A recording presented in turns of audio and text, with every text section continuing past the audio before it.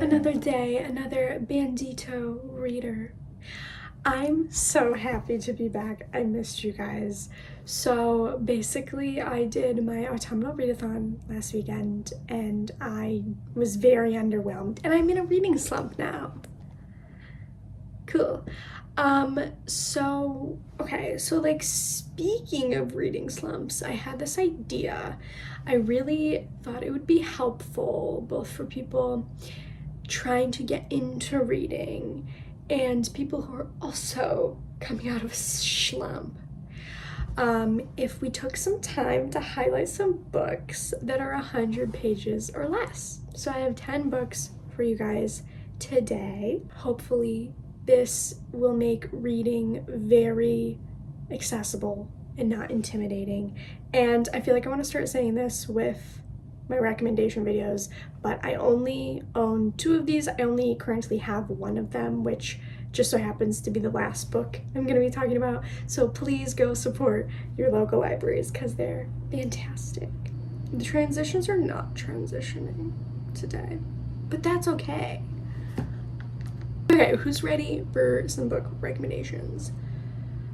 I wish I hadn't read these because I feel like these would get me out of a slump. Not that I can't reread, but here we are. Okay, so the first 2 are children's books, and I just want to say there is no shame in reading picture books. Anyone can benefit from them, and there's some wonderful, beautiful things in them, hence why I'm sharing 2 fantastic ones. So don't act too cool. They can and will make you cry, and I'm pretty sure both of these actually made me cry. So they make such cool picture books now. They make a billion trillion picture books now, because I feel like somehow we all managed to read like the same 12 picture books growing up. But you would be amazed by the picture books they make now. The things that kids learn, like, I wish I had had these books to read. So the first one is I Am Quiet by Andy Powers. And as you can imagine, this one is about being an introvert. There's also, I believe he also wrote the other one that was about I Am Bold, if you're a bit of a louder kid or a louder person. And so they were both fantastic. I am actually ambiverted, so it depends, but especially as a kid, very shy. So I was by far on the quiet side of things. And this book made me cry. The way it handled introvertedness was so delicate and empowering, because I think when you're quiet as opposed to loud, I mean, they both, don't get me wrong, can be misunderstood. But misunderstood in different kinds of ways. And I feel that introverted kids just get misunderstood as maybe just like not having much to say, when that could not be further from the truth. And so I thought this book handled what it means to be quiet very well, because it also brought up like prejudices that you as a kid could run across throughout your day and what that looks like. So it's simultaneously teaching you about yourself and also preparing you for world application and interactions. It did a very wonderful job, and then ultimately bringing it to a conclusion with validation and empowerment. So, I mean, what more could you want from a book like that? And the I Am Bold book did that fantastically as well. And then the other picture book that I wanted to talk about is called Just Like Me by Vanessa Brantley Newton. And this one is about young girls specifically.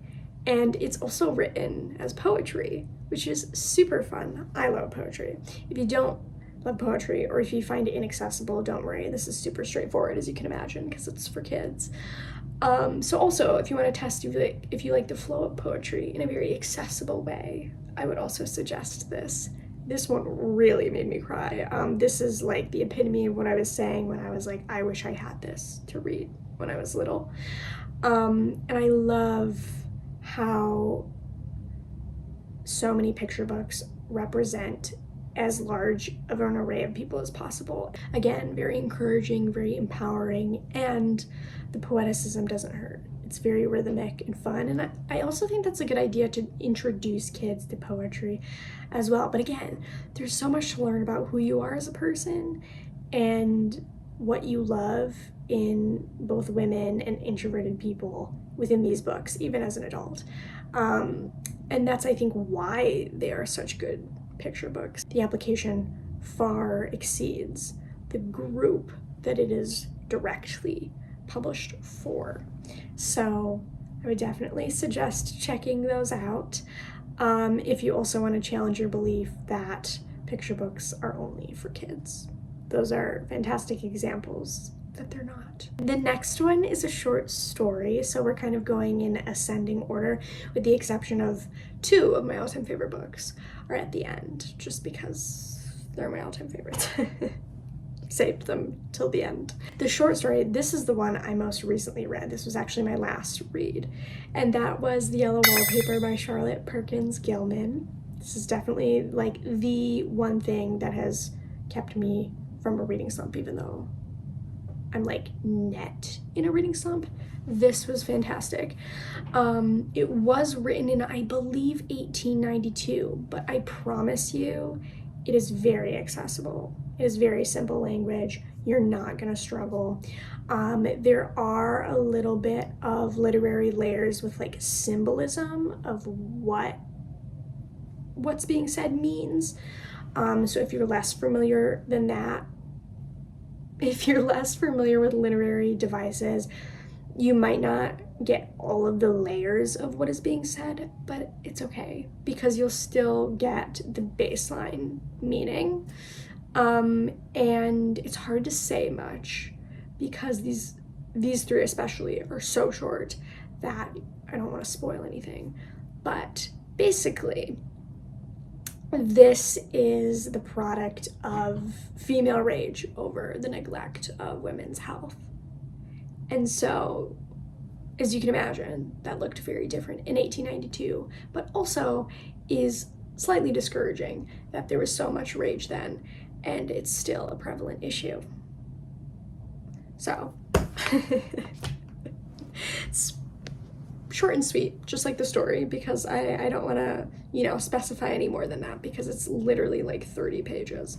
So check it out. I would say that is definitely like the most accessible taste of classical literature on this teensy book list. So if you want to try out what it looks like to read something with a little bit of deeper layers, give that one a go. See what you think. See if you like it or not. If you don't like it, that's okay. There's other genres, so don't worry. The next one is actually a speech. It was a graduation speech, and I listened to it as an audiobook. This is, in conclusion, Don't Worry About It by the one and only Lauren Graham from Gilmore Girls and Parenthood. That is also a fantastic show. P.S. I read this my senior year of college before I got my bachelor's degree, and I think it was even like the April, like the month before I graduated. And and it was very encouraging, very timely.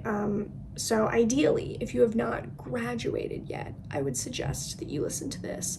If you're already into adulthood or you didn't get a degree, that's okay. I feel like it's still very encouraging towards,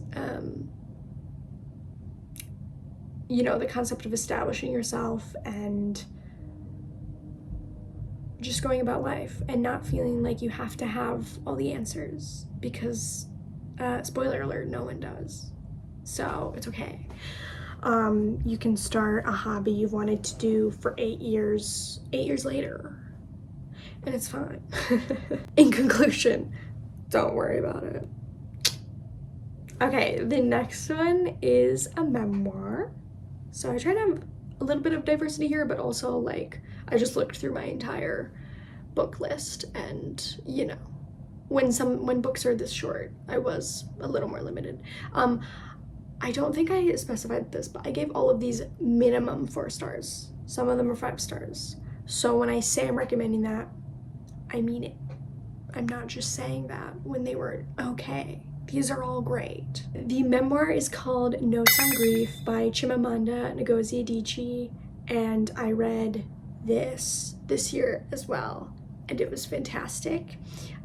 So it focuses on her father and Nigerian culture, and also overlaps with the pandemic and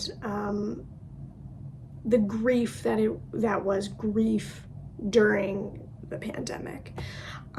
So there's some good layers here, especially if you have not processed a ton with the more recent past. And I am just very into validating emotions, especially grief, because it's so vast and it's so layered and nuanced. It's not something we should suppress, certainly. So there's actually 2 books on this list that are about grief. This is the first one. But it's a very conversational style that she writes in, which is super nice, super easy to follow, especially if you've never read memoir before. And you'll find that it's a beautiful ode to her father, but it's also broad enough that the average person can read it and have plenty of resonance with the emotions and the dynamics that are happening within the book, even if your grief is not a father, even if your grief isn't even a person, maybe.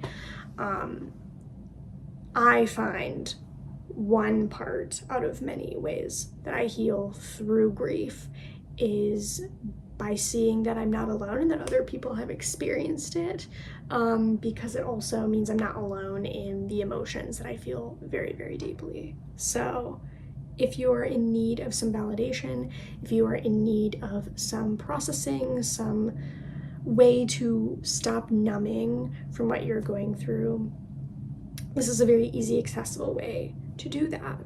And also learn a little bit about Nigerian culture. It's pretty cool. The next one is the one poetry collection that was teensy enough that I wanted to share, and that is one of the poet titans, Mary Oliver. This is her collection, Felicity. I have read 1,000 Mornings as well, which was also good.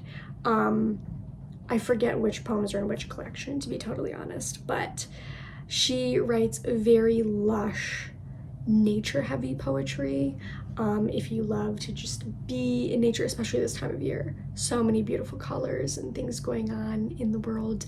And if you just want the ambiance of the joy of being in nature, as well as how humanity relates to it and our place in it, if you're maybe passionate about environmental studies or anything like that, you're gonna want to pick up her poetry collection. The next one is the other one on grief, and this is a classic, so just keep in mind that out of all of these, this one is the densest. So it is small, but it will just take a little more time than something modern that is this small. Not that it will take years, don't be that intimidated, but I think it is important to note that a classic text will take a little longer to read. So basically have patience with yourself if you feel like your reading is slower than you expected to. That's normal. That's a part of trying classical literature. This one is called The Dark Interval, Letters on Loss, Grief, and Transformation by one of my favorites. This is actually my favorite poet, Rainer Maria Rilke, German poet. Fantastic. Also, if you're learning German, almost all of his poetry collections are bilingual. So it's 2 pages and it's always the German and English version together on each page.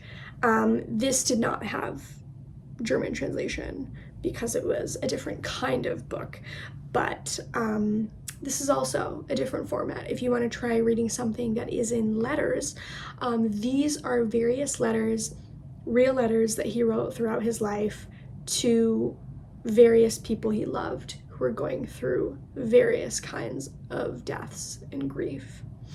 And so this will also be very touching towards grief in a little bit of a different way. And the scope of the grief that's being touched on is broader, so there's a higher likelihood that something will be super resonant for you. Again, I think grief literature is really important. We can't talk about it enough because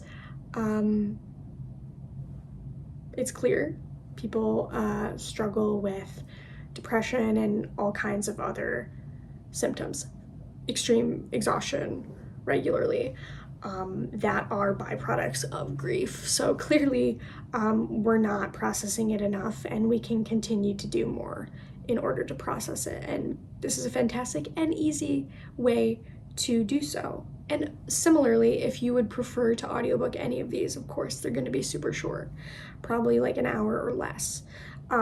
So if you want to try something that's a little more classical, but you're intimidated, I would also recommend audiobooking it. I feel like the other big part of trying classical literature is you might not like one author. That's okay. Doesn't mean you won't like any classical author, so just don't be afraid to try a wide variety of writings on different topics. And yeah, you know, you'll get like a Charles Dickens who's your like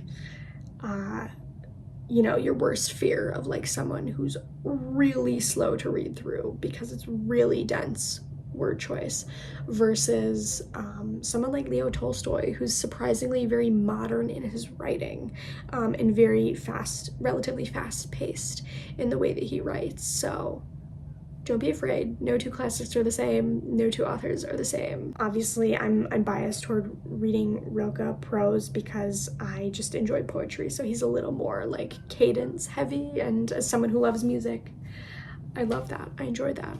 If you don't like that, that's fine. But also, if you don't like that, you're more likely going to like his letters than his poetry. So he does have more than just poetry. The other classic that I also wanted to share is First Love by Ivan Turgenev. This is a Russian classic writer, and this is romance. What I love about classic romance, and the reason that I basically exclusively, I've read one Emily Henry, but I near exclusively read romance only in a classical setting, is because I might be, you know, in the minority here, but what I like about romance has less to do with the physicality and the sexuality, but what I appreciate about romance is all of the layers of emotions of what it means and what it is. And I love love in that way of like, love is a very complex thing. It's not even just a feeling, because that's so shallow. It is actions, and it's like there's not even enough words, because I believe it's also very spiritual, because I believe in God, and I believe God literally is love. So if that's any indication, it is incredibly complex, and so I love meditating on it. It has so much to say about who we are and who we are to each other. And anyway, all of that being said, this, as you see by the title, is literally about someone's first love, honestly, I'm totally forgetting all of the characters' names, but it does a really good job of highlighting like the innocence behind love and loving for the first time, while also meditating on all the complexities of the emotion. So give it a try. With that being said, we are now on to two of my all-time favorite works of literature that are teensy. The first one is Currently with a Friend. And this will come as no surprise to you, even if you've never watched my videos before. But it's actually a piece of multimedia. It's by 21 Pilots. It's called Sacred Municipality of Dima, United Violets. Now, there's really no way to read the physical copy of this unless you have a friend who owns it, like me. But I'm not loaning it to all of you, sorry. I want to make sure I get it back, and I just don't know. I just don't know you like that, you know.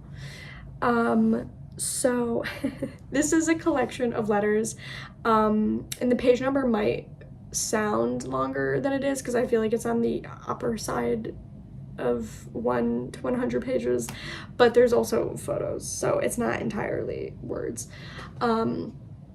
But basically, a lot of people don't know this, 21 Pilots made a fantasy story. They actually just finished the fantasy story with their most recent album. So it formally started with the Blurry Face album, with their smash hit Stressed Out in 2015, and it just finished 10 years later. But technically the albums, including Vessel, prior, even 21 Pilots, the self-titled album, prior to Blurry Face, were still like Easter eggs within the entire story. So basically, the story is about this guy named Clancy, played by Tyler Joseph. And Josh's character is called the Torchbearer. And basically Clancy lives in this world. The entire world is called Trench. The city he lives in is called Dima. And he is trapped in Dima, repetitively trying to get out. And the bishops who run Dima keep finding him and snatching him back. And so he's caught in this cycle. Part of the city of Dima and the way everything is run centers around this concept of vialism, which you were hinted at in the title of this collection. And it has to do with suicide, basically. Basically, Tyler created this world to conceptualize a lot of things going on in his brain in a new way, to give himself a better understanding of his brain, I would say. It's really cool. I feel like I can't say too much else because I don't want to spoil anything, but basically, if you read these letters, they're all Clancy's letters. So I would recommend, if you want to intake this story, you read Clancy's letters. I believe you can find a copy of these letters online, so you don't have to have a physical copy. And I'll link the online free version. And then you start with Blurry Face and listen through Breach, their latest albums. So you have Blurry Face, Trench, Scaled and Icy, Clancy, and Breach. Listen to all of those. Technically, just listen to all of 21 Pilots. Just do it. And then they have a playlist on their YouTube called The Story, and it's like a movie length amount of time. And it's the entire visual story, as if you're watching a movie, through the music videos. So basically, I think it's a really cool experience. If you start by experiencing the world through the written word, and then you go to experiencing the world through audio, and then finally you watch it like a movie.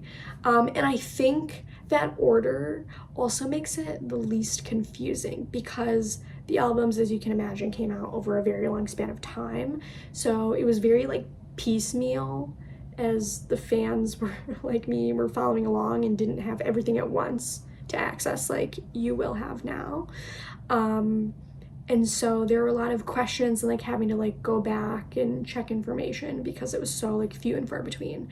So I think that method of intaking the story builds on itself really well, versus like if you just watch the visuals, you're gonna be confused, like, what is that? Why is that happening? Because there's no words explaining it, because it's just a video to the song.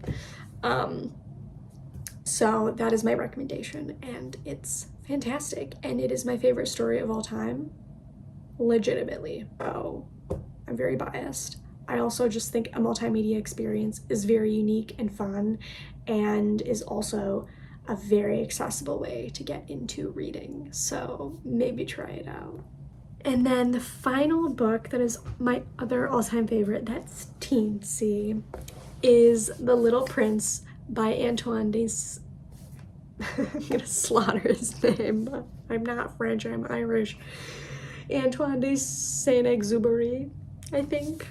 This is the deluxe 70th anniversary edition, so it looks huge because it's multiple things. So the physical book is in here. It's a children's classic, so it is a children's book, but it's a children's chapter book. It's not like a picture book, but there are illustrations as well. They're super cute, and they have these stars on them that are also in the box. Super cute. The quote on the inside, if you want to hear part of it: "What makes the desert beautiful," the little prince said, "is that it hides a well somewhere." And then on the back side, there's the audio version, which is, I've also listened to it multiple times, and that's also a fun experience. So 10 out of 10 recommend either the physical reading or the audio reading. I also have an ebook version. I literally have this book in all 3 formats because I love it so much. It's the only book I own in all 3 formats, actually. I would say, even though I had a couple other tastes of classics on this list, this is the one I would recommend the most. Not just because it's an all-time favorite, but because it's a children's classic. It's a more accessible way to decide if you like something that uses deeper literary tools, like metaphors. It's fun with the illustrations. The illustrations are super cute, and they're super memorable, and they also, I would say, make it less intimidating to read. It's really not intimidating. It's not. The beginning is a little slow, so if you're like, what is going on for the first couple chapters, don't worry. It will pick up, because it's kind of like a preface to the story. So basically, it's about this man who is a pilot, I believe, and he crash lands on this planet and meets the little prince. So he's basically writing about the little prince. So it's kind of, it's like a fictional memoir, okay, of this little prince. And it's a very like moralistic story, kind of, but also there's like meditations on love and like meditations on the different ways that people cope with life. So it's very universal in that way, and that's why I like it so much. It's not just a story about Little Prince, but it's a story about meeting different parts of humanity and different kinds of people and how that affects you. And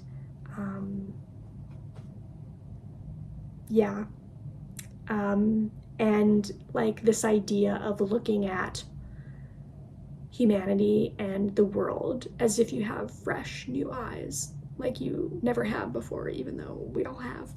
And so in that way, I feel like it's also the epitome of childhood wonder, childlike wonder, of kind of renewing your fascination and wonder towards life, because we can get a little jaded. I mean, look at the world right now. And so it's just a good reminder of the amount of beauty and resilience and courage that humanity has when we refresh our perspective and drop all of our preconceived notions because of some of the painful life experiences we've been dealt and have to heal from. So if you want a fresh, optimistic perspective on life, pick this one up. So I hope that was intriguing. I hope that this can be a little springboard into reading, and there's plenty of teensy books that pack a punch.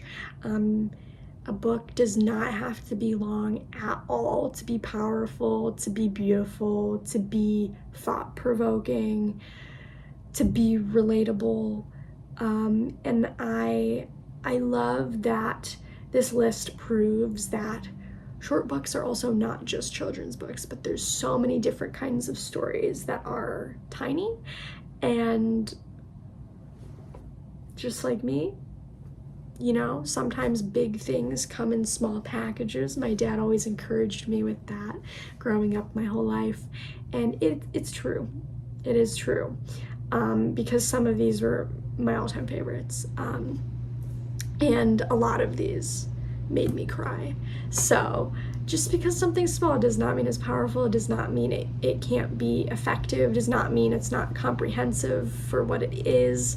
And yeah, there's no shame in reading tiny things. They 100% count as books. These are 100% things that you can review, that you can say you've read. You are a reader, despite the length of what you read. If you are trying to read, even if it's one page, you are a reader. Imposter syndrome is stupid, and also like the way social media has infected our brains with consumerism is stupid. Just let it go. Let it go. Even if you only read one page in your entire life and you really liked and wanted to read that page, I would still say you're a reader. So yes, look forward to trying some of these out. If you do, I would love to know. I would love to know what you think. I would love to get out of my own slump. So if you have other teensy books that I did not mention here, I would love if you put them below, and maybe I haven't read them, and then that's exciting. That's exciting for me. And if you have teensy books that are different genres that I did not have on this list, please also let me know. Yeah. This is Nugget. She's my baby. Yeah. So, I hope that this is a good starting point, and I look forward, and I hope you look forward to all of the following videos where we will gradually get you to bigger and bigger books. Talk to you guys later. Bye.